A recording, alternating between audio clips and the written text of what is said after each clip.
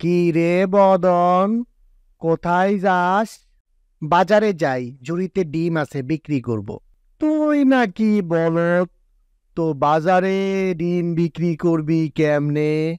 তুই কি কইলি আমাকে? আচ্ছা, তুই যদি কইতে পারস আমার ঝুড়িতে কি আছে, তাহলে আমি এখান থেকে তোকে 2টা ডিম দিব। তোর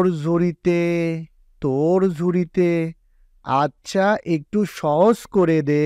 আমার ঝুড়িতে যা আছে এর গায়ের রং সাদা, ভাঙলে কুসুম লালও হইতে পারে, আবার হলুদও হইতে পারে। আর কমুনা, কোলে তুই বুঝে নিবি। বুঝতে পারছি, তোর ঝুড়িতে লেবু। তুই হচ্ছিস আসল বলদ, আমার ঝুড়িতে ডিম। ইসিরে, এটাই সন্দেহ করছিলাম।